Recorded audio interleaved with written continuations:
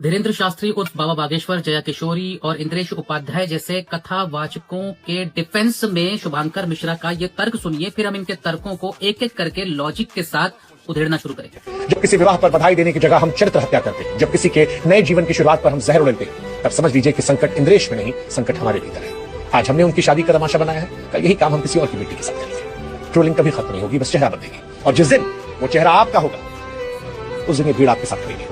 कथावाचक आपसे पैसा नहीं लेते हैं, आप नहीं देते हो चंदा जिससे उनका घर चल रहा है।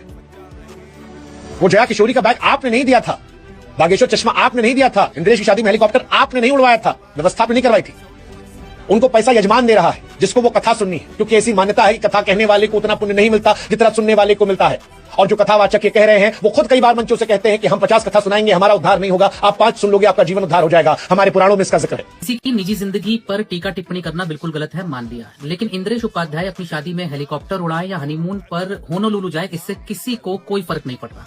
और अंग्रेजी की एक बहुत सुंदर कहावत है कि प्रैक्टिस व्हाट यू प्रीच, यानी कि जो ज्ञान आप दूसरों को देते हैं उसको खुद भी अमल में लाना चाहिए। अब तुमने ही कहा कि किसी को इन कथावाचकों की प्राइवेट लाइफ में नहीं घुसना चाहिए, तो फिर तुम एक वीडियो और बनाओ जिसमें तुम इन कथावाचकों से ये कहो कि ये भी समाज के मामलों में अपनी टांग घुसाना बंद कर। तो ये सारे लोग कथावाचक हैं और अंग्रेजी में कहें तो स्टोरी टेलर, और इनका काम है लोगों को कहानी सुनाना, और कहानी सुनाने के बाद इन्हें जो दक्षिणा या जो पेमेंट मिलती है वो लेकर इन्हें चुप हो जाना चाहिए। लेकिन ये लोग फिर भी समाज के मामलों में टांग घुसाते हैं। जैसे किसी को हिंदू राष्ट्र बनाना है, किसी को महिलाओं और बेटियों को ये बताना है कि उनका आचरण कैसा होना चाहिए, किसी को लोगों की वैज्ञानिक सोच को ये कहकर उसका मजाक उड़ाना है कि अरे तुमने अपने परदादा को नहीं देखा तो क्या तुम्हारे परदादा नहीं मुते।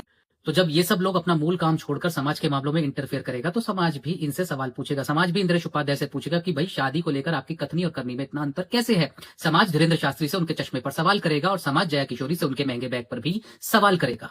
और देखो मिश्रा जी, कथा वाचन एक प्रोफेशन है, जैसा कि आपने खुद कहा, और हर प्रोफेशन के कुछ उसूल होते हैं। जैसे आप एक पत्रकार हैं और अगर मान लीजिए आप टीवी पर या अपने पॉडकास्ट पर ये बताएं कि भ्रष्टाचार ने दीमक की तरह देश को खा लिया है, तो ऐसा नहीं हो सकता कि एक तरफ आप भ्रष्टाचार का विरोध करें और दूसरी तरफ आप ही रिश्वत लेते हुए पकड़े जाएं। और रही बात कि इनके घर हमारे चंदे से नहीं चल रहे, तो इनकी कथाएं सुन सुनकर भी भारत कोई विश्वगुरु नहीं बन रहा है। और जहां तक बात यह है कि कथा कहने वाले से कथा सुनने वाले को ज्यादा पुण्य मिलता है, तो भैया ऐसा करें कि ये कथावाचक और जो धन्ना सेठ इनकी कथा का आयोजन कराता है वो आपस में इस पुण्य को बांट ले, हमें इनका पुण्य नहीं चाहिए। लेकिन हाँ, इसके बदले में ये कथावाचक इतना एहसान हम लोगों पर जरूर कर दे कि ये मर्यादा, आचरण, पुरुषों को क्या खाना चाहिए क्या नहीं खाना चाहिए, महिलाओं को क्या पहनना चाहिए क्या नहीं पहनना चाहिए, जैसा जो ज्ञान है ना, वो सिर्फ उस धन्ना सेठ को दे जिसने उनकी कथा का आयोजन कराया, या उसके परिवार को दे, और हम समाज वालों को उससे बाहर रखे और हम समाज वालों को बख्श दे। और जब भी कथा करते हुए कोई एक्स्ट्रा ज्ञान पेला जाए तो नीचे एक डिस्क्लेमर दे दिया जाए कि ये सारा ज्ञान सिर्फ कथा के आयोजक, उनके परिवार वालों के लिए, और इसका समाज से कोई लेना देना नहीं है। तो फिर समाज भी इनके निजी मामलों में टांग अड़ाना बंद कर